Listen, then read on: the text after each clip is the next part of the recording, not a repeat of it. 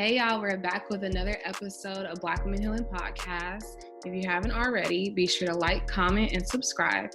Today we have a special guest, but before we jump into our guests, we want to do our random discussion as usual. So Donika, can you think of a challenge that you ran from, and what were some of the benefits of running from that challenge?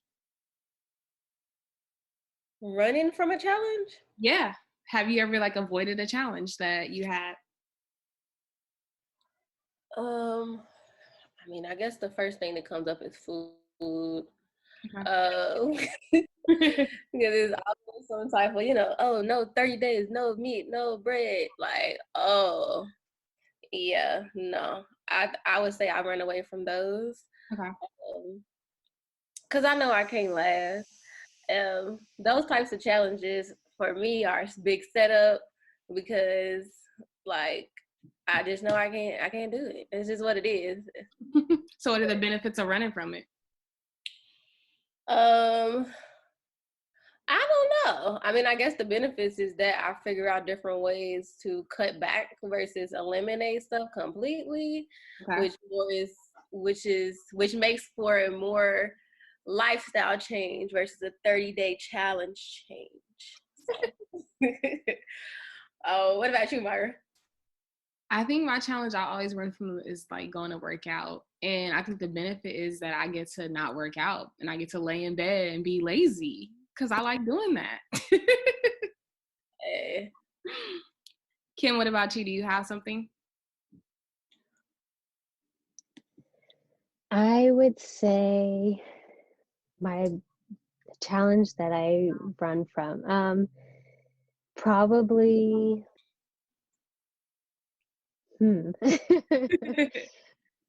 I have to go towards food also.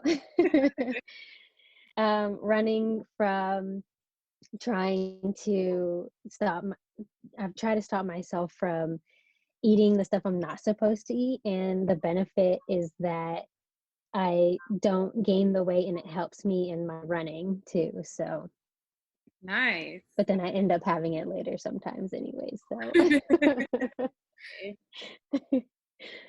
Celebrate yourself. Okay. That was a very interesting random discussion, Myra. As soon as I heard running and challenge, I thought about Kym. So let me go ahead and officially introduce Kym, you all. So Kym Crosby is an American para-track and field athlete who competed at the 2016 Summer Paralympics in the T1300 meters, right? And 400 meters. She bronze medaled in the 100 meters, setting a personal best. So Kym most definitely knows about challenges and running. So Kym, let's chat all things about you. Can you tell us a little bit about yourself and how you found an interest in track? I started running track in high school, and it was all thanks to my brother. Let me rewind a little bit. I'm visually impaired. I was born with albinism, which means I don't have any pigment in my hair, skin, and eyes. Growing up, I've always been athletic and into sports thanks to my brother. And when I was in high school, I was running the mile in PE, and my brother watched me run the mile, and he said that I was fast and I should go out for the track team. And first I told him no, I'm not interested in it. And then when track season came around, I ended up trying it. Still didn't think it was for me, but my parents said, at least go to one meet and see how it works out. So I did. I ended up winning my first 100-meter race, and it's been history ever since then. Wow. That just goes to show a really strong support system too, right? Definitely. Yeah, shout out to your brother and to your family, and obviously to yourself for listening and going for it. Mm-hmm. Kym, what about your hobbies? What are some hobbies that you have or interests that you have? Newly found, at the start of all the quarantine and COVID stuff, I taught myself how to crochet. Oh, wow. And my mom has always crocheted. She crocheted my baby blankets, and I tried to learn when I was younger, but I didn't really catch on. But at the start of all this, I don't know how it came to my attention. Probably saw it on Pinterest. And I was like, you know what? I'm going to teach myself how to crochet. So I went to YouTube and ended up learning the basic stitch, and then FaceTiming my mom and saying, am I doing this right? Can you help me? So crochet has been my latest, other than track, passion that I've been doing. I've ever in between track sessions, that's all I've been doing is crocheting. That's really cool. So being that this month is Disability Awareness Month, we wanted to ensure that we are creating space to have conversations around disabilities and their impacts on Black women specifically. And I know that Isaac mentioned that often people do not see you as Black, and I wanted to talk more about that. So although it's probably like a loaded question, I'm curious how that may have shaped your view of yourself in addition to like how you navigate the world. That is a very loaded question. With my mom being Black and my dad being white, normally if I had pigment, I would be a mixed girl, but I don't have pigment. So people view me as just being white, but I never viewed myself as being that way. And so because I viewed myself as being a Black female, and I always took after my mom, and I actually, people will tell me, well, you don't look like a Black albino. And I'm like, what is that even supposed to mean? I look exactly like my mom, actually. But I struggled finding where I belong in this world because of it, because I gravitated towards wanting to hang out with people who I thought were more like me, but I wasn't always accepted. And so I've had to, throughout the years, go on and learn and to surround myself with the people who accept me and support me for who I am and what I am doing. And so that has made me a happy person. So it was a struggle at first, but I've just been trying to stay positive, especially around these times. Yeah, for sure. And surround myself with positive people. Yeah, I think it was something interesting that you said, and correct me if I'm wrong, but you were saying that like basically when you were trying to surround yourself with people who look like you, that didn't necessarily mean that you felt accepted and that they accepted you.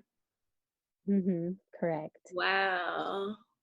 Yeah. And so you kind of had to go on this journey of like, just because folks look like me and I think they share the same journey, it doesn't mean that they do. Exactly. Yeah. Wow. That makes me think about, this is like another question to that answer. It makes me think about like your people. Like how have you like kind of found like your team of people, like your support people? Or do you have people that you consider like your go-to people? And what has that been like over the years from, you know, you being a child into you reaching these accolades where you are now? Yeah, my go-to people are always my family and a few close friends. It's always my mom. My mom is 100% my best friend. And just because we haven't totally traveled the same journey, she totally understands where I'm coming from.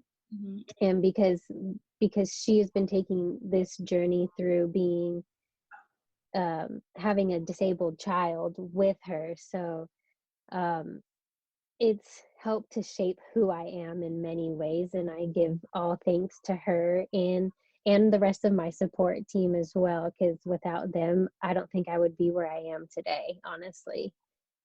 Yeah. Your mom sounds amazing. The way you talk about her. My mom is an amazing woman, definitely. Yeah, I can tell. So when we research you, what pops up more than often is limited sight, limited dreams. And I was just curious about this quote, like how was it born? How did you come up with it? Like it just sounds wow. So I want to hear more about it. Limited sight, limitless dreams came to me one day out of nowhere, and I thought about how I've rarely let anything stop me from what I've wanted to do in life.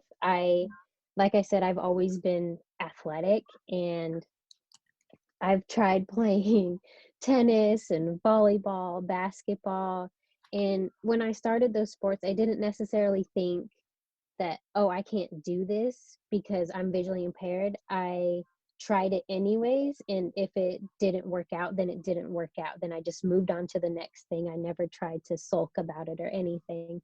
So, and I didn't realize that until that day. And it just hit me that just because I have limited sight doesn't mean I have limited dreams as well. So my dreams are limitless, and I'm going to go and chase them and do whatever I want to do and not let anything stop me.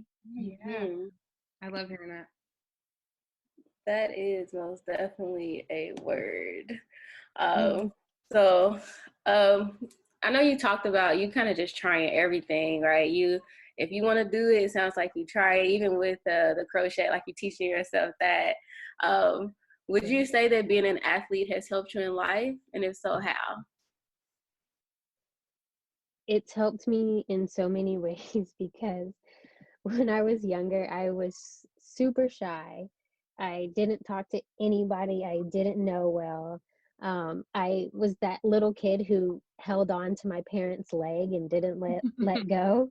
And it wasn't until I joined the track team, and that kind of opened me up, and I found people who were, just going towards the same goal I was, and that was just trying to be great at something that you loved, track. So it was thanks to track and the people that are in it that helped open me up and shape who I am. People don't believe me now when I say that I used to be a really shy girl, and they're like, no, because you're so talkative, we can't get you to shut up now.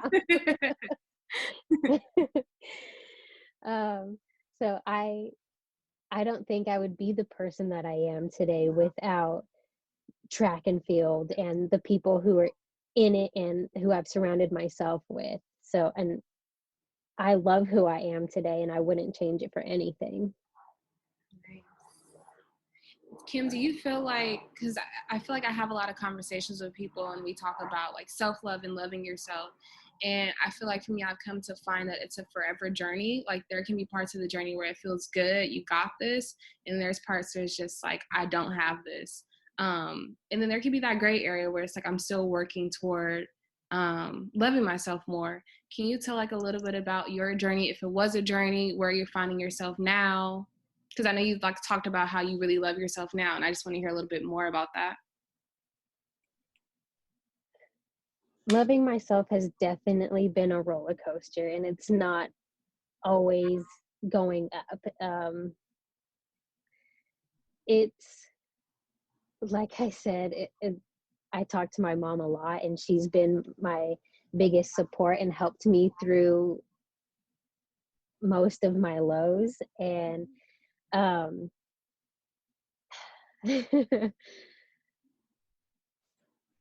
I've had to learn to self-talk, and that's a part of being an athlete. You have to be positive with yourself and have those positive voices in your mind, even before you race and during you race and afterwards. Doesn't matter what the outcome is, you have to learn self-positive talk. Mm-hmm. And it's thanks to track and having to do that constantly is that where I learned to do that in my day-to-day life as well. So like I said, it's still a roller coaster, and I'm not a perfect person by any means. Yeah. But yeah, it's definitely been a journey. Yeah, I'm sure. Thank you for even opening up and sharing about that, like the self-talk piece. Absolutely. Mm-hmm. Absolutely. I think that, we talk about affirmations a lot, but I think that, self-talk for affirmations are a little different, or I would say a lot different. And so I think that is a crucial piece of like confidence, and even just to getting to know yourself more, because somebody can tell you all day something is great about yourself, but if you're not telling yourself that, it's really hard to believe it. So I think Definitely. For sure. we haven't talked about self-talk. That's something we got to talk about more on our podcast. Most definitely. So I'm sorry, go ahead, Myra, what you saying? I was saying most definitely. I was going to ask him, so I have like another follow-up question. What are some of the like statements that you go to help yourself if you're having a hard day or a rough day? I was just curious about that. Like if you have any go-to statements.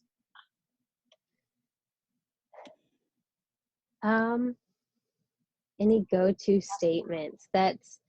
It really depends on each individual situation, and I have to go back to track because that's my life. But for example, in Rio de Janeiro in 2016, I've always been afraid of running the 400.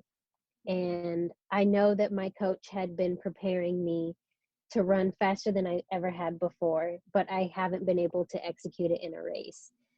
So before getting on the line for that race, I had to tell myself that I am trained for this. Mm-hmm. I am trained to go faster than I ever have before and to be confident in myself and just go out there and do my thing. Like I can do this. So it's just reminding myself of what I'm capable of doing and going out there and doing it. And when I start to battle myself like, well, but there's this that happened, I have to stop myself in my tracks and say, nope, you are being positive. This is the time to be positive. Take deep breaths and just go about just keeping the positive thoughts in my mind. So really it is very situational in what is going on in that moment. Yeah. It sounds like you're very mindful and very like present in present moments. Is that something you've like practiced? Because like what you're talking about are things like I find myself teaching my clients as a therapist all the time and they struggle with grasping, and hearing you like talk about it and actually use it, I'm just like, I'm actually blown away because I feel like I tell my clients all the time, but I don't know that they're actually applying it. So I'm curious, like, did you go to therapy and your therapist taught this to you? Like, was it your mom? Like, how are you doing this? It's been a mixture of it all, honestly. It took a lot for me to have the self-positive talk, a long time. I went through therapy before. My mom also tells me to talk positive to myself. My coach tells me to, and each year at the beginning of the year before our season starts, we're required to fill out these forms for season saying, okay, what can you do mentally and to help better yourself for your races. And so that's when I remind myself, like, okay, Kym, this is what you need to do and you need to continue to do this. So it definitely starts at the beginning of the year and it starts to trickle down, but I seem to do it more when I'm about to hit that 400. I know when I'm about to run a 400-meter race, I have to start like 2 days ahead of time, the self-positive talk, to really ingrain it in my brain that you are good, you got this, no matter what happens, we can recover from it. And it was a journey to get here, and I'm still definitely working on it, and it's not easy. But yeah, I've definitely talked to a therapist before, and they're the ones who introduced it to me in the first place. Mm-hmm. And I didn't gravitate towards it at first. I didn't grab onto it, and I didn't think that it would even help me. But the more I started to do it, the more I noticed a change in how happy I was every day because of it. Yeah. And that's what I loved about myself. And when I started really noticing it is when I was like, okay, this is good. I like this. I like who I am. And I need to continue doing this for myself and myself only. Yeah. Nice. I like hearing that because I feel like I don't know if my clients are actually applying what I'm telling them. So to hear that you're actually applying it, maybe they'll apply it too. Yeah, hopefully. Yeah, and this thing of like, you know, sometimes just the first time we try, it might not feel like it's helping, but like the more you like get into a pattern, the more you instill it into life, it's like, wow, okay, I didn't think this little self-talk was working, but I see that it is. So like consistency, right? Mm-hmm. Yes, definitely. Consistency is key for sure. Right. Okay. So I was thinking, like, I hear you talking about, um, like, you know, self-talk and therapy and just things you've been doing to continue growing. How would you describe other ways that mental wellness kind of shows up in your life?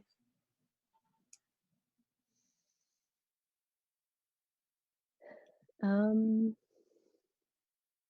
that's a good question.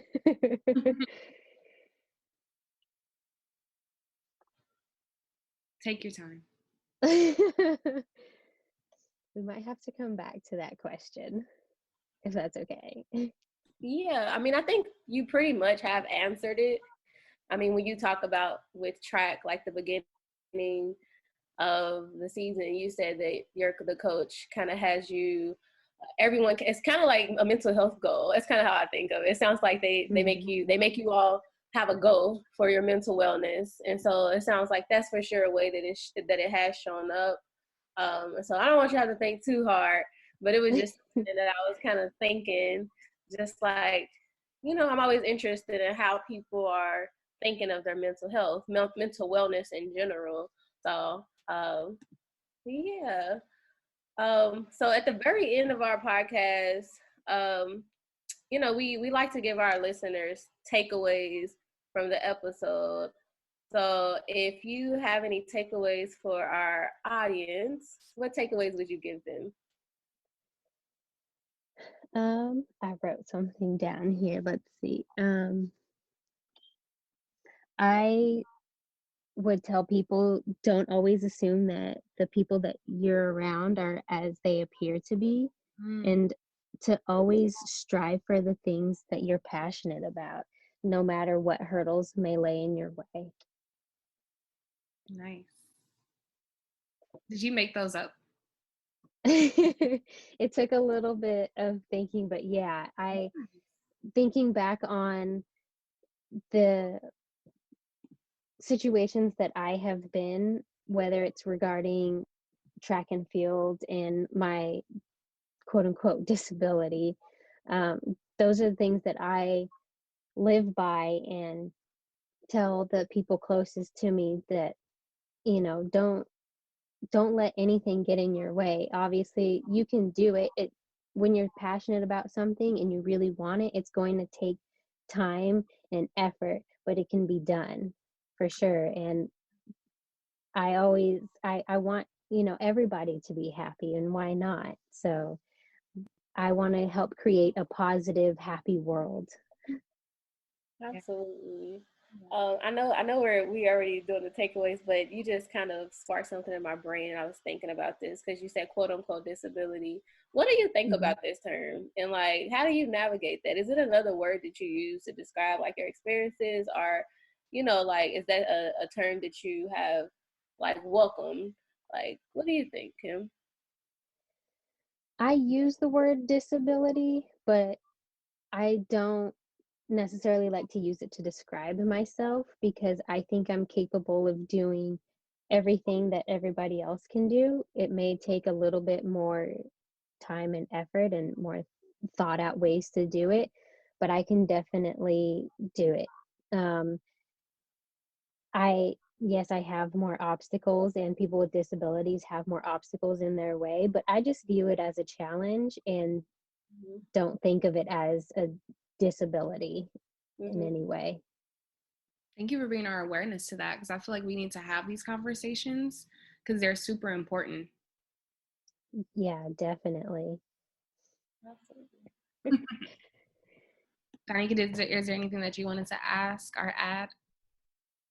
No, I have to tell you, when I Googled you, I seen your pictures and like your hair, you have like this, like you had like these blue, like I want to say highlights or Oh, something. And that's I was really like, this is so cute. I was like, that is that your color? Like blue?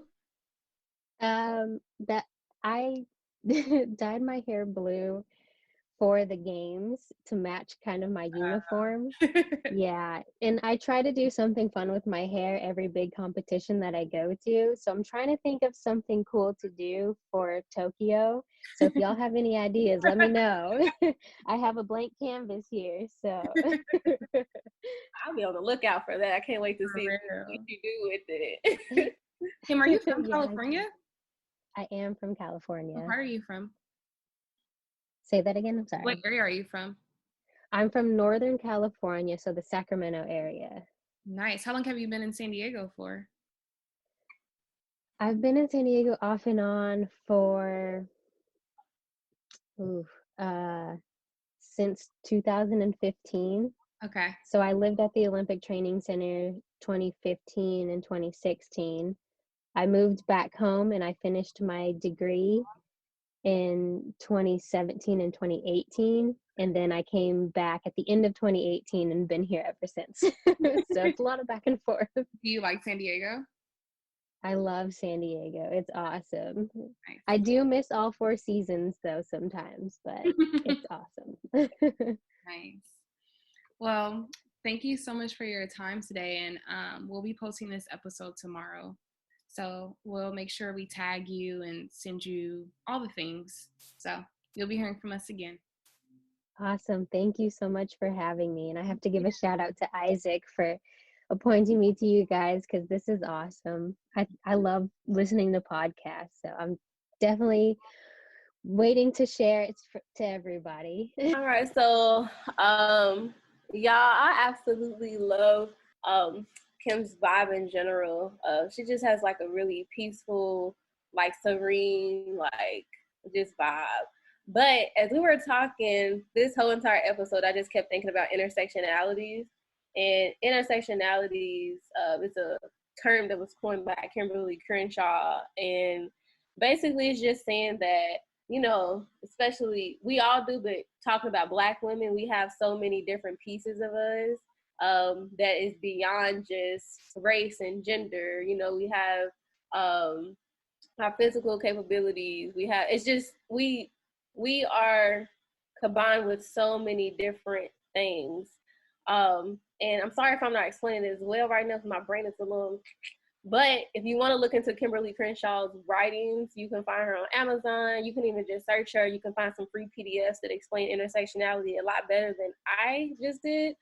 But for sure, listening to Kym today, it made me think about like we just have so many different pieces of ourselves that a lot of times we don't get to talk about, or that people don't really think about when it comes to Black women in general. So yeah, that's my little piece for today. What about you, Myra? I think to best describe intersectionality, I think of it as think of if all your cultures, all the pieces of you, because oftentimes we think about culture, we think about race, but it's more than that. So like even being able-bodied is like a part of the culture, right? And being like a Black woman, so being Black and being a woman, so those intersect with each other. So think of like all the things that represent your culture in like a pot and how they intersect with each other. So that's just basically intersectionality. An easy way to describe it. What I'm going to share this week is mytherapycards.com. And this card deck has been carefully curated by a psychologist. She's a woman of color. And the intention is to help other women of color grow and elevate in areas of their life, whether it be emotional or mental health. And I've been hearing really good things about the deck. So I'm planning to check it out. So I'll let y'all know once I check it out. But yeah, that's something to check out as far as like giving you things to think about while you're at home. It gives you journaling prompts, tasks for you to do. And there's different types of decks. There's that deck. And then I also wanted to share about the Skin Deep. And the Skin Deep has decks for you to do on your own and also do with a partner, to do with friends. And it's just all about having conversations that are further than the surface. So that's all I have for this week's episode. And we wanted to do this episode in honor of Disability Awareness Month, just having different conversations with different people. So we'll have another episode. We're going to have our first male guest on. So we'll be continuing that conversation with him. He'll be able to tell a little bit about his background. So that's it for this week's episode. And be sure to like, comment, and subscribe. And thank y'all again for tuning in.